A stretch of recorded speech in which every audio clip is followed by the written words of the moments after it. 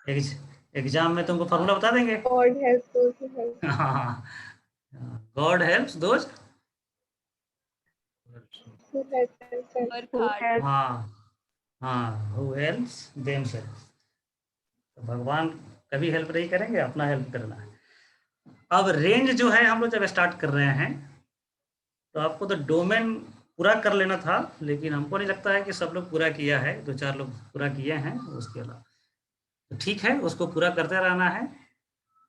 अब ये रिवीजन वाला पार्ट छोड़ देते हैं, पता नहीं कैसे बीच में से आ गया। इसको हम लोग आगे बढ़ते हैं।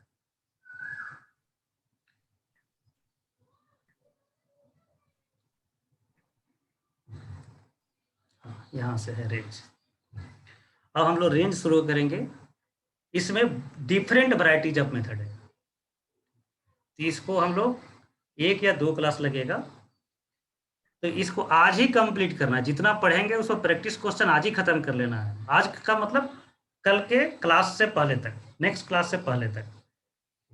और इसको मिस करेंगे, डोमेन तो थोड़ा बहुत आपको आ भी गया है, क्योंकि लॉग मॉड ग्रेटर इतना पढ़े हैं कि डोमेन कुछ ना कुछ तो आ ही जाएगा।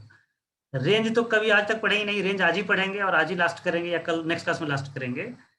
या आज नहीं सीखेंगे तो फिर कभी नहीं सीखेंगे।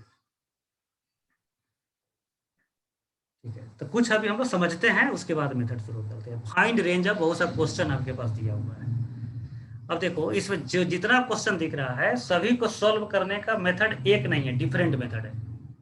डोमेन में क्या होता है कि 1/x - 2 हो, 1/log x - 2 हो, कुछ भी फंक्शन हो, डोमेन में सेम कंडीशन आएगा, not equal to 0, not equal to 0।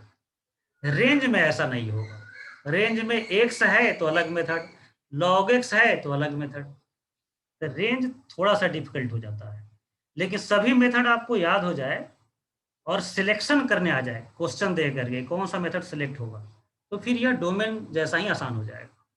हम कोशिश कर रहे हैं आपको कि सीधा सीधा मेथड नहीं रटिए, आपको रियलाइज करके मेथड को समझिए। देखो, यहाँ पर फंक्शन को पहले आइडेंटिफाई करना सीखो। इस दोनों फंक्शन में क्या डिफरेंस दिख रहा है? ऑड इवन आउट करते हैं ना आप लोग, select odd of the flowing. तो सभी क्वेश्चन जितना ही आपको दिख रहा है वो सब में यह डिफरेंट है, यूनिक है। आपको बताना है कैसे यूनिक है पहला क्वेश्चन, ये सभी क्वेश्चन। फैक्टोरियल। फैक्टोरियल, हाँ फैक्टोरियल से क्या फर्क पड़ेगा कि यूनिक हो जाएगा? इसमें एक्स के जगह पर आप फ्रैक्शनल नंबर रख सकते हैं, नहीं रख सकते हैं? No.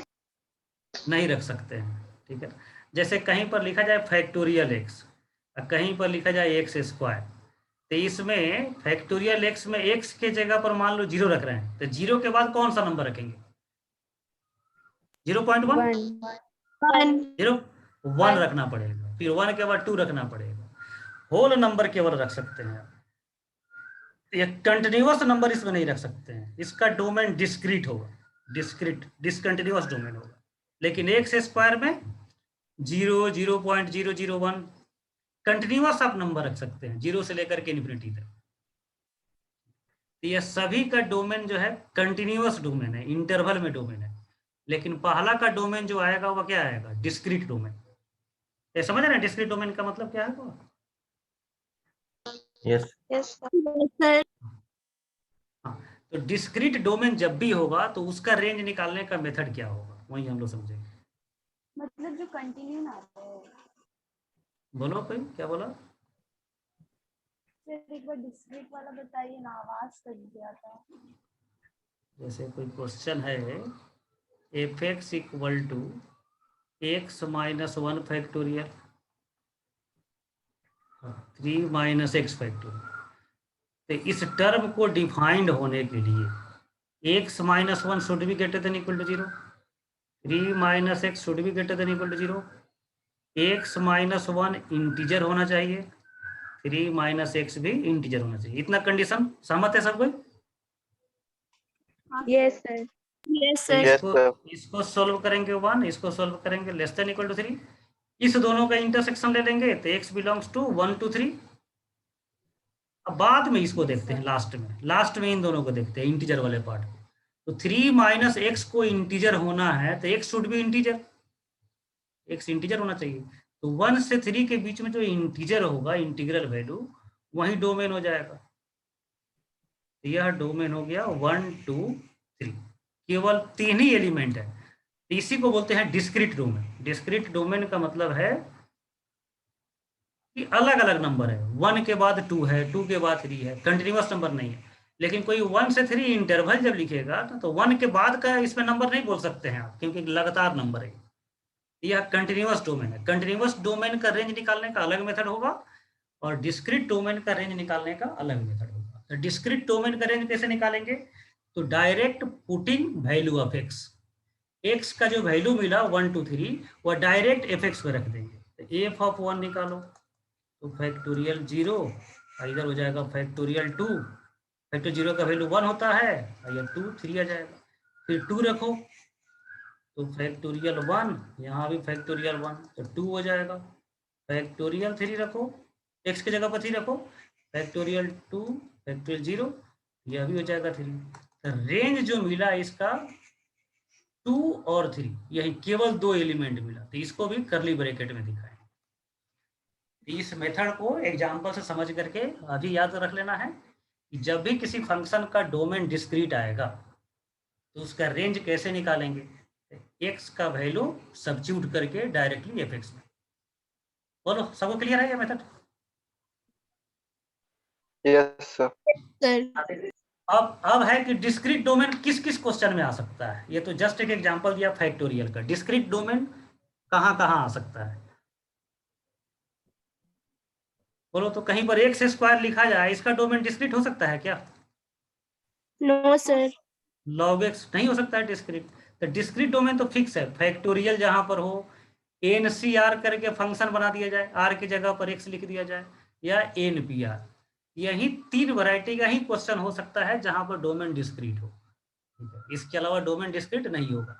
या डायरेक्ट लिख दे कोई क्वेश्चन कि f x equal to x square तो है और डोमेन केवल 1 2 3 है, मतलब क्वेश्चन देने वाला ही फोर्स कर दे कि डोमेन या डिस्क्रीट है, तब आपको क्या करना है? वैल्यू सब्स्टिट्यूट करके रखना है। क्लियर है अब टोटल सिचुएशन? Yes sir. ठीक है। Yes discrete sir. डोमेन जब भी फ्यूचर में मिलेगा तो आपको Yes, रेंज ऐसे निकालना है। डिस्क्रीट डोमेन जो है 3 क्वेश्चन मिल सकता है और चौथा तरह का क्वेश्चन यह हो सकता है कि क्वेश्चन देने वाला डोमेन को खुद लिस्ट करके लिख दे, लिस्टिंग कर दे, तब वो डिस्क्रीट हो सकता है। अब देखो सेकेंड क्वेश्चन और 5th क्वेश्चन में क्या डिफरेंस है। सेकेंड में ऐसा करते हैं, 2 क्वेश्चन कर देते हैं। एक क्वेश्चन यह हो गया और दूसरा क्वेश्चन यह हो गया, y equal to x minus 5।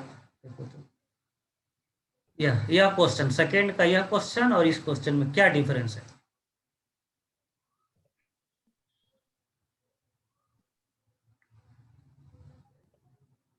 कोई नहीं बता रहा। एक का डेनोमिनेटर में वेरिएबल है और एक में बोलो। सर एक क्वाड्रेटिक। हाँ, यह लीनियर है और दूसरा क्वाड्रेटिक है। ठीक है। अब देखो लीनियर हो और क्वाड्रेटिक क्यूबिक हो तो उसका रेंज निकालने का अलग मेथड होगा। और क्या होगा तो समझिए, यहाँ पर जैसे x equal y equal to कहीं पर लिखा जाए x minus 7 upon x minus 2, इसका डोमेन देख के बोलो क्या होगा, जल्दी बोलो। all real number -2. All in number -2। अब उसी तरह से x equal to y minus 1 upon y minus 4 लिख दिया जाए तो इसका रेंज बता सकते हैं सेम पैटर्न से, सेम तरीका से। बोलो क्या होगा रेंज? r-4। r-4। तो इसमें हुआ क्या है, R-2. x is expressed in terms of y। ये जो सेकेंड जो आप यह देख रहे हैं इसमें x का वैल्यू y के टर्म में एक्सप्रेस किया गया है।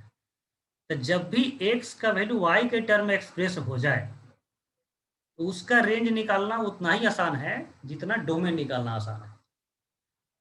जैसे सिंपल लीनियर बाय लीनियर कोई डोमेन पूछे या थोड़ा सा कॉम्प्लिकेटेड भी कर दे, रूट ये सब नहीं हो, तो उसका डोमेन निकालना तो बहुत ही आसान है, बिना लिखे हुए आप निकाल सकते हैं। उसी तरह से यदि x का वैल्यू y के टर्म में एक्सप्रेस हो जाए इन टर्म्स ऑफ y, तो उसका रेंज भी निकालना उतना ही आसान हो जाएगा जितना यह डोमेन निकालना आसान दिख रहा है। समझ रहे हैं क्या कहना चाह रहे हैं? Yes sir. Yes sir. तो देखो, तो यहाँ क्रॉस मल्टीप्लाई करके, ये सेकेंड एग्जाम्पल में क्रॉस मल्टीप्लाई कर दिया जाए, फिर x को एक तरफ लाया जाए, रेस्ट को RHS में भेजा जाए, तो पॉसिबल है क्या कि x इक्वल टू y के टर्म एक्सप्रेस किया जा सके? है पॉसिबल? Yes sir.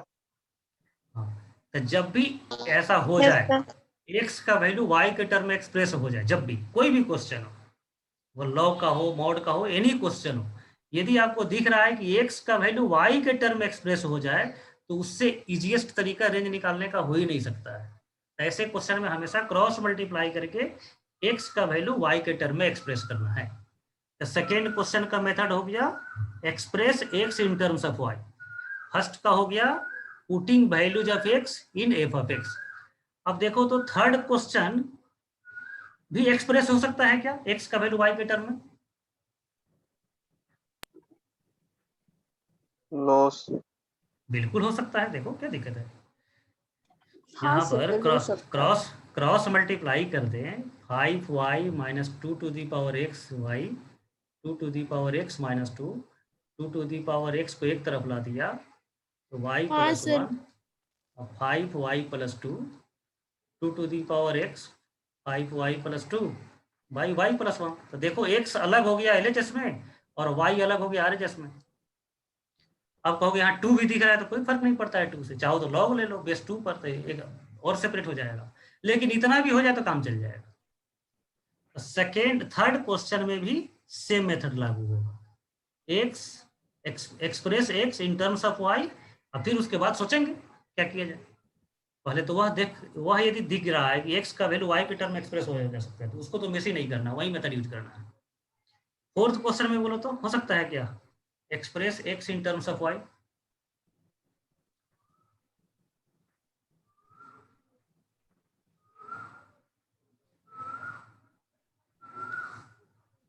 जल्दी बोलो बच्चे। फोर्थ क्वेश्चन में यह हो सकता है क्या कि express x in terms of y? हो सकता है यस सर। सर। हो सकता हाँ, है, हो सकता है। हो सकता है। एक और एग्जांपल हम लिख रहे हैं y equal to sine x plus sine x plus 4, बोलो तो यह भी हो सकता है क्या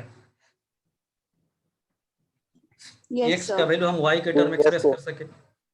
इनवर्स भी लेने की जरूरत नहीं है, आप सीधा इधर क्रॉस मल्टीप्लाई करो और साइन एक्स का वैल्यू लिख दो y के टर्म में। इधर तो है केवल x ही इन्वॉल्व है, यह भी हो गया x is express in terms of y। चाहेंगे तो साइन को भी इधर भेज लेंगे इन्वर्स करने में, लेकिन वहां भेजने की जरूरत ही नहीं पड़ेगा हम लोग।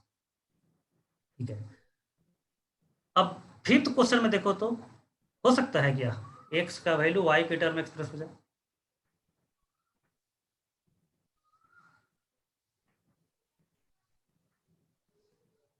हाँ सर। बोलो। नो। हाँ हो पाएगा, लेकिन बहुत कठिनाई से होगा, परफेक्ट स्क्वायर बनाना पड़ेगा। लेकिन उसको यदि क्यूबिक कर दे, क्यूबिक डिग्री, तब तो बिल्कुल नहीं हो पाएगा। जैसे इस थर्ड क्वेश्चन को देखो, यहाँ पर भी x का वैल्यू y के टर्म एक्सप्रेस नहीं हो पाएगा। फोर्थ क्वेश्चन को देखो नहीं हो पाएगा, फिफ्थ सिक्स्थ को देखो नहीं हो पाएगा x का वैल्यू y के टर्म। सिक्स्थ हालांकि हो भी जाएगा, लेकिन उतना बड़े क्वेश्चन को भी नहीं देखना है।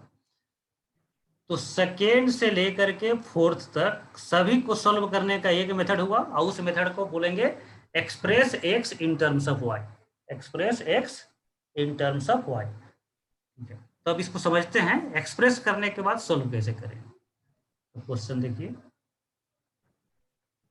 y equal to 2x minus 1 upon x minus 4, तो क्रॉस मल्टीप्लाई करेंगे yx minus 4y 2x minus 1, एक तरफ लाओ x को,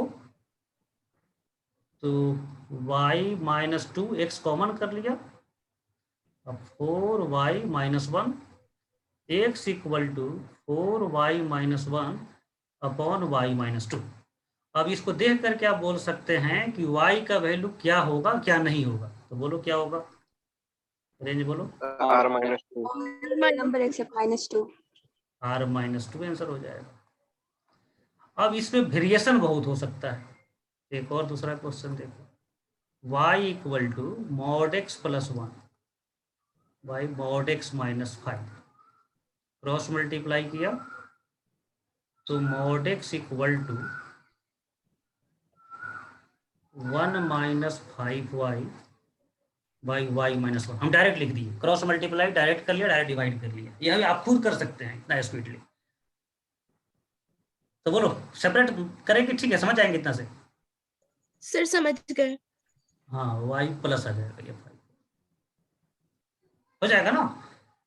अब देखो इसमें ऐसा नहीं करना है कि r-1 गलत हो जाएगा, r-1 करेंगे तो गलत हो जाएगा। यहाँ सिंपल x था तो आंसर भी सिंपल हुआ, यहाँ पर x नहीं है, यहाँ पर मॉड x है। तो यहाँ पर देखना है कि LHS का जो रेंज होगा वो कैसा आएगा, LHS का जो वैल्यू आएगा कैसा आएगा, greater than equal to 0, greater than 0 या less than 0।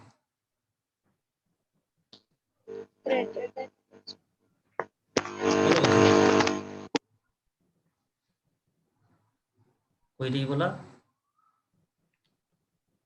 Greater than LHS 0 sir. Greater than equal to 0। हाँ ठीक है ना, जैसा रेंज LHS का वही रेंज वही कंडीशन RHS को लागू कर देना, same condition. LHS equal to RHS है तो RHS LHS से दूर कैसे भाग सकता है, तो LHS का वैल्यू पता रहना चाहिए कि क्या होगा, तभी यह मेथड आप लास्ट में कैलकुलेट कर पाएंगे। यहाँ तो आसानी से एक्सप्रेस हो गया mod x in terms of y, लेकिन यह पता ही नहीं है कि मॉड x का वैल्यू कैसा है, तब इसके बाद तो कुछ नहीं कर सकते, नहीं सोल्व कर सकते, यह पता रहना चाहिए। ये सभी फंक्शन का जो रेंज याद कराए थे आपको कि लॉग का रेंज क्या होता है, मॉड का रेंज क्या होता है, एलिमेंट्री फंक्शन का, वो यहाँ पर डायरेक्ट यूज करेंगे। तो मॉड x का रेंज पता है ग्रेटर देन इक्वल टू 0 होता है, तो वही कंडीशन RHS को लागू कर देना है। यहाँ पर चूंकि x को डिफाइंड होने के लिए कोई स्पेशल कंडीशन नहीं है, तो सिंपल डिनोमिनेटर को रिजेक्ट करके आंसर दे दिया। लेकिन यहाँ पर केवल डिनोमिनेटर देख करके नहीं होगा, यहाँ पर जैसा कंडीशन LHS का वैसा ही कंडीशन RHS का। अब इसको सॉल्व करेंगे वेविकर मेथड से, तो -1/5 1, या पॉजिटिव नेगेटिव पॉजिटिव, ऊपर का रूट डार्क होगा नीचे का रूट डार्क नहीं होगा, ग्रेटर देन इक्वल टू 0 चाहिए, तो y belongs to range belongs to -∞ to -1/5 union 1 to infinity, यही आंसर हो जाएगा। बोलो समझे कि दोबारा समझाएं इसको, बहुत ही सिंपल मेथड है। समझ गए सर। और बार बताइए ना, वो पॉज हो गया था। अरे देखो नमिता कैसे कर रही है, y जो है मॉड x प्लस 1 अपन मॉड x माइनस 5 है, क्रॉस मल्टीप्लाई करके मॉड x का वैल्यू निकाले। अब यह मॉड x का जो वैल्यू निकाले, यहाँ पर x था यहाँ पर मॉड x था, तो मेथड बिल्कुल बदलेगा, डिफर करेगा। ऐसा तो कभी नहीं होगा ना कि एक मेथड सीख लिया वही मेथड हमेशा काम करे, कुछ ना कुछ इसमें चेंज होते रहेगा। तो यहाँ पर यदि आप रेंज बोलते हैं कि R-1 तो वह गलत हो जाएगा। गलत क्यों होगा आप खुद सोच सकते हैं, यहाँ पर x है यहाँ पर मॉड x है, तो इसको कैसे सोल्व करना है, तो यहाँ पर देखना है LHS क्या है, तो LHS का रेंज सोचना है, रेंज। LHS का रेंज आपको याद है एलिमेंट्री फंक्शन का, मॉड x का रेंज होता है ग्रेटर देन इक्वल टू 0। तो जो कंडीशन LHS का है यह याद रहना चाहिए, यह ड्राइव नहीं करना है, ड्राइव तो हमको या ऑलरेडी हम लोग कर रहे हैं y के लिए। LHS आपको पता है ग्रेटर देन इक्वल टू 0, तो वही कंडीशन RHS पर लागू कर देना है, क्योंकि LHS और RHS दोनों इक्वल है, तो जो कंडीशन LHS पर वही कंडीशन RHS पर। अब इसको सॉल्व करेंगे वेविकर मेथड से RHS के लिए, तो क्रिटिकल पॉइंट निकाल दो, साइन स्कीम बना दो, पॉजिटिव चाहिए, आंसर हो गया, यही रेंज हो गया। हाँ सर बोलो समझ बच्चे, गए। ठीक है ना। अब आप बताइए यहाँ पर Yes, यदि यहाँ पर मॉड x नहीं होकर साइन x रहता, यह वैल्यू मिलता साइन x, तब क्या करते? -1 से 1 तो -1 से 1 सॉल्व करते, हाँ -1 से 1 सॉल्व करते।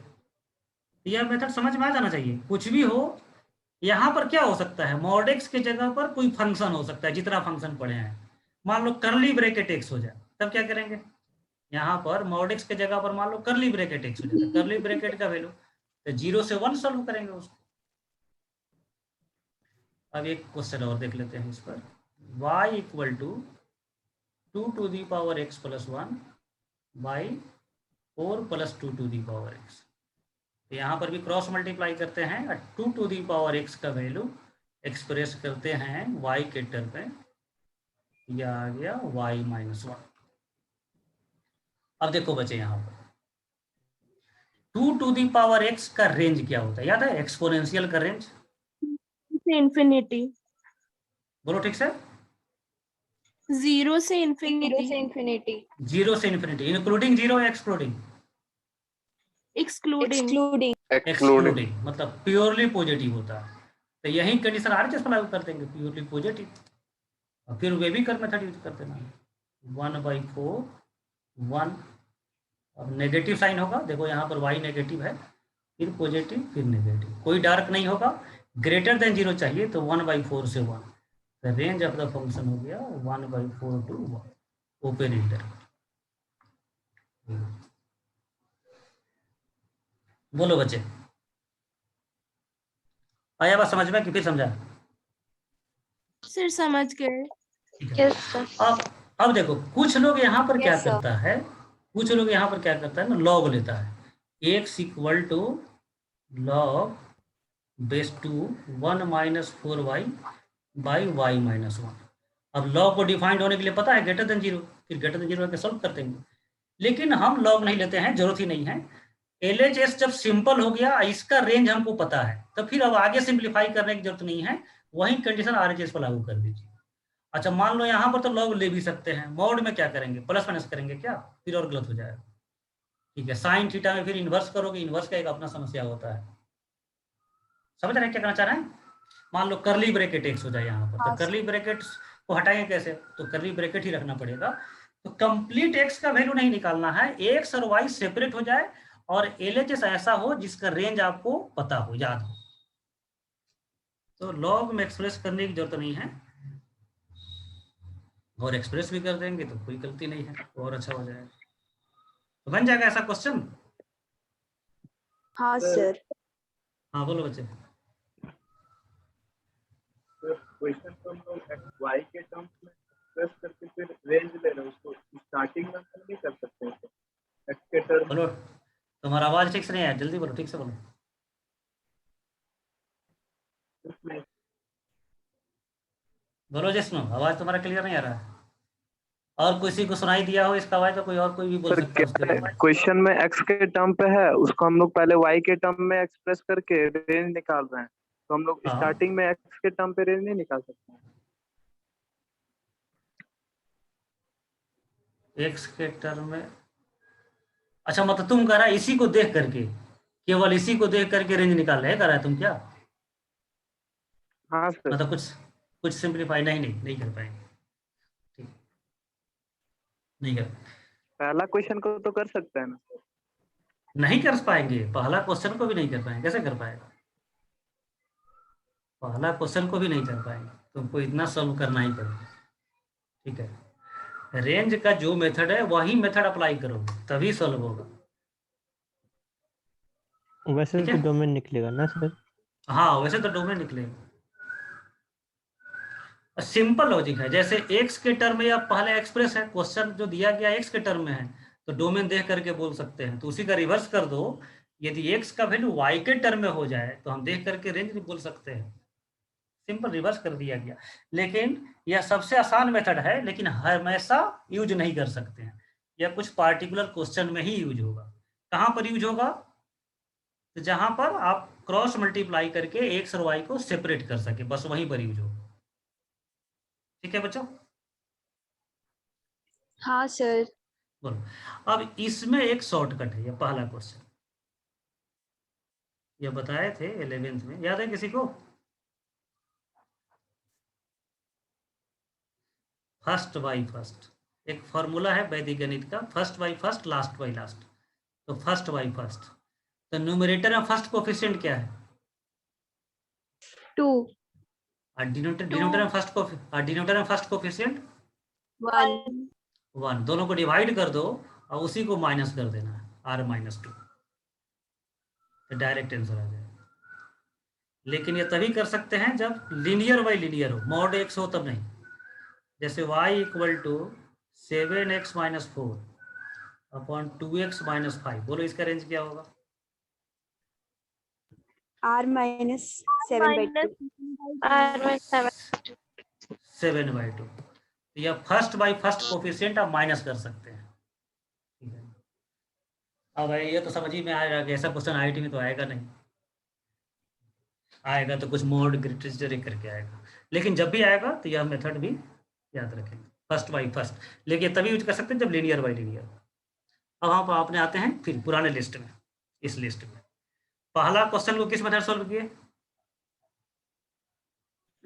Discrete domain form. Discrete domain का मेथड से। और सेकेंड से लेकर के 4 तक के लिए क्या किए? X in terms of Y. X in terms of y. अब जो है Y. अभी तो ये तो आपको दिख रहा है कि x in terms of y, लेकिन नया क्वेश्चन देख के कैसे समझेंगे कि यह मेथड यूज करना है? जैसे मान लो यहाँ पर हो करली ब्रैकेट एक्स मतलब साइन एक्स लिखते हैं, sine x plus 1 by sine x plus 5, बोलो तो इसी मेथड से हो जाएगा क्या express in terms of y में यह क्वेश्चन? Yes sir. अब साइन Yes. एक्स के जगह पर मान लो कॉस एक्स कर दे तो, साइन एक्स के जगह पर मान लो कॉस एक्स कर दे तो नहीं होगा. No sir. तो बोलो इसको कैसे हम लोग कैटेगराइज करें कि बिना 10-20 एग्जांपल लिखे हम वर्ड में ही बोले कैसे समझाएं स्टूडेंट को कि ऐसा क्वेश्चन होगा तो एक्सप्रेस हाँ वेरिएबल वाला पार्ट कॉमन रहना चाहिए, न्यूमरेटर और डिनोमिनेटर में जो वेरिएबल वाला पार्ट है वो सेम रहना चाहिए। ठीक है, समझ गए होंगे?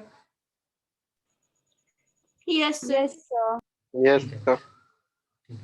ठीक है ना, क्लास ये डिसकंटिन्यू जब खत्म होगा तो फिर आप तुरंत ज्वाइन करेंगे। अब एक चीज समझो, यहाँ पर इसको हम लोग बोल सकते हैं ना लीनियर बाई लीनियर है, या सेकंड एग्जांपल को हाँ sir. हाँ. इसको नहीं बोल सकते, इसको बोल सकते हैं क्या लीनियर बाई लीनियर? नहीं बोल सकते हैं क्योंकि एक्सपोनेंशियल टर्म है, एक्सपोनेंशियल को लीनियर नहीं बोलते हैं, एक्सपोनेंशियल को एक्सपोनेंशियल बोलेंगे, तो इसको नहीं बोल सकते लीनियर। लेकिन इसको हम इसके जगह पर टी रख दें तो टी में क्या हो जाएगा? यह Linear. लीनियर। उस तरह मॉड एक्स को टी मान ले तो टी में लीनियर हो जाएगा, साइन एक्स को टी मान ले तो टी में लीनियर हो जाएगा। तो इस सेकेंड जो वैरायटी का जो रेंज है इसको हम बोलते हैं यह या तो लीनियर हो या रिड्यूसिबल टू लीनियर हो। टी मानेंगे नहीं, वो केवल सोचने के लिए है, चेक करने के लिए है। तो यदि क्वेश्चन लीनियर हो या रिड्यूसिबल टू लीनियर हो तो उसको सॉल्व करने के लिए express x in terms of y. Clear है यह पॉइंट? Yes sir. ठीक है ना, लीनियर हो या बोलो बोलो लीनियर हो या Reducible to linear. Reducible to linear हो तो उसको टी मानेंगे नहीं, बस किसी को समझाने के लिए हम बोलेंगे कि इसको टी मानेंगे तो लीनियर बाई लीनियर बन जाएगा, इसीलिए क्रॉस मल्टीप्लाई वाला मेथड यूज करेंगे। अब देखते हैं थर्ड कैटेगरी कि क्वाड्रेटिक हो तो उसको सॉल्व करने का क्या मेथड है। तो देखो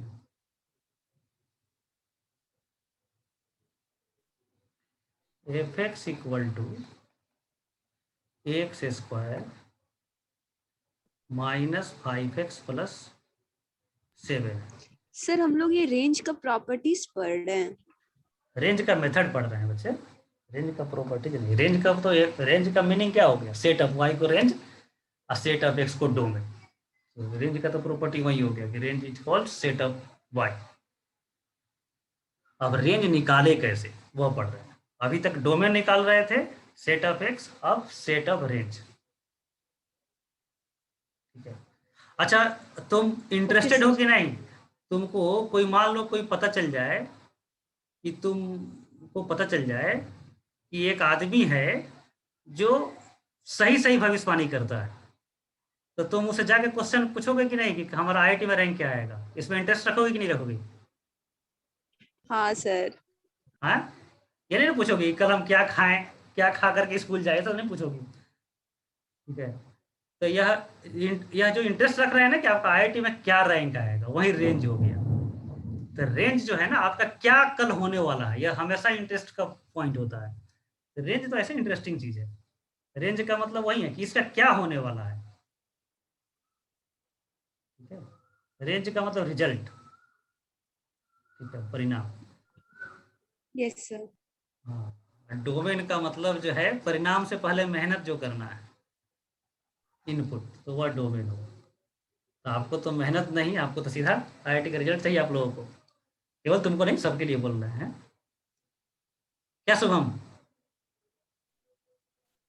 नो। नहीं, मान लो भगवान तुमको सपना में आके बोल दे कि तुम्हारा आईआईटी श्योर है, पढ़ेगा तुम उसके बाद? चलो देखो, अब देखो बच्चे, अब छोड़िए उसको, थोड़ा रेंज में ज़्यादा समझाना पड़ता है तो थोड़ा सा टाइम कम वेस्ट करना है हम लोग को। देखो इसको यदि हम लोग परफेक्ट स्क्वायर बनाए, परफेक्ट स्क्वायर, तो अभी समझना है मेथड, ये तो बाद में सीधा एक लाइन में आंसर आएगा इसका। एक्स स्क्वायर 2 से मल्टीप्लाई किया, 2 से डिवाइड किया, 7 को ऐसे रखा, 7 को नहीं, यहाँ पर 5/2 का होल स्क्वायर ऐड कर दिया, और यहाँ पर 5/2 का होल स्क्वायर माइनस कर दिया। ठीक है ना, बैलेंस है? Yes sir. ठीक है। हाँ यस अब फर्स्ट 3 टर्म क्या हो जाएगा? First 3 term x minus 5/2 x minus 5/2 का होल स्क्वायर, इसको भी सिंप्लीफाई कर लेते हैं, 25/4, 7 को 28, 3/4 हो जाएगा, 3/4। अब यहाँ पर सिंपल लॉजिक, या स्क्वायर वाला टर्म है, होल स्क्वायर, यह कभी नेगेटिव नहीं होगा, यह हमेशा ग्रेटर देन इक्वल टू 0 होगा, ठीक है। तो ये जो RHS में जो, हाँ RHS में जो 2 नंबर है, यह क्या होगा, तो दोनों का कंबाइंड क्या होगा, greater than equal to 0 plus 3/4। जो कांस्टेंट नंबर है तो as it is Yes, sir. रहेगा, तो इसका मिनिमम वैल्यू 3/4 हो गया, और मैक्सिमम वैल्यू इन्फिनिटी तक चला जा सकता है, ये ग्रेटर है तो इन्फिनिटी तक जाएगा, तो इसका रेंज हो जाएगा 3/4 टू इन्फिनिटी। बोलो समझे? Yes sir. यस अब सर। देखिए, ठीक है, 3/4 टू इन्फिनिटी। अब इसको जो है ना, अब यहाँ पर हम लोग एक नंबर सीखेंगे, -d/4, -d/4, माइनस डी निकालो, b² - 4ac होता है /4, तो -d, b² निकालेंगे 25, और -4ac करेंगे 28 और /4a। तो ध्यान से देखो, यह डायरेक्ट आ गया 3/4, यह नेगेटिव आएगा, बाहर पे भी माइनस है, दोनों मिलकर प्लस 3/4, ठीक है। Yes sir. अब यह क्या है -d/4? तो आप जानते हैं कि क्वाड्रेटिक का जो ग्राफ होता है वो पैराबोला होता है, ऐसा होगा पैराबोला, यह पैराबोला है, और इस पैराबोला का मिनिमम वैल्यू यहाँ वर्टेक्स पर होगा, इसको वर्टेक्स बोलते हैं, वर्टेक्स, और मैक्सिमम वैल्यू इन्फिनिटी पर होगा। अब इस वर्टेक्स का जो कोऑर्डिनेट होता है, पैराबोला पढ़े थे आप लोग, जो पढ़े हैं, -b/2 है, -d/4, तो रेंज का मतलब y कोऑर्डिनेट। तो हम इसको परफेक्ट स्क्वायर इतना क्यों बनाएंगे, हम सीधा क्या करेंगे, वर्टेक्स का y कोऑर्डिनेट निकालेंगे, x कोऑर्डिनेट भी नहीं, x कोऑर्डिनेट की जरूरत पड़ेगा तो हम निकालेंगे, -d/4 निकालेंगे, और वह हो जाएगा मिनिमम वैल्यू, और मैक्सिमम वैल्यू इन्फिनिटी हो जाएगा, सीधा आंसर करेंगे। यदि केवल यह आपको वर्टेक्स का कोऑर्डिनेट याद हो, तो पैराबोला का रेंज आपको बस एक लाइन में निकल जाएगा, इतना कैलकुलेट करना पड़ेगा। तो वर्टेक्स का कोऑर्डिनेट आपको सिंपली याद रखना है पैराबोला का। बोलो क्लियर है सबको यह? Yes sir. ठीक है ना। अब देखिए इसको समझ लीजिए, क्वाड्रेटिक f(x) यदि क्वाड्रेटिक है, ax² plus bx plus c, तो इसका ग्राफ पैराबोलिक होगा, पैराबोलिक। केवल आपको वर्टेक्स का कोऑर्डिनेट याद रखना है, -b/2a और -d/4। लेकिन यह ग्राफ तब होता है जब a पॉजिटिव होता है। मान लो जब a नेगेटिव हो,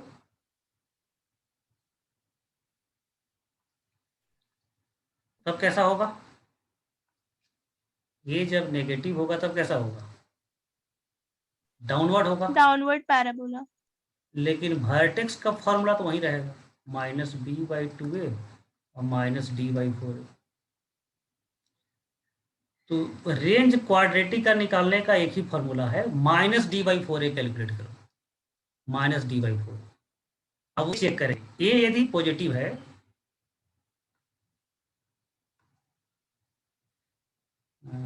मेरा आवाज सुनाई दे रहा है क्या आप लोगों को? साउंड सुनाई दे रहा है? कंफर्म करो। Yes sir. हाँ सर। स्पीकर ऑफ हो गया।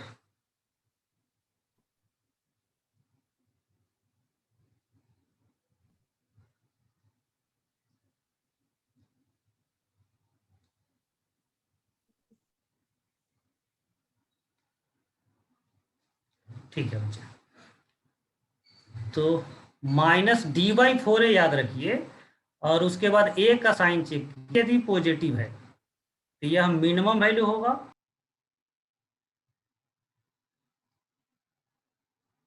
कोई लिखा है क्या दूसरा कोई?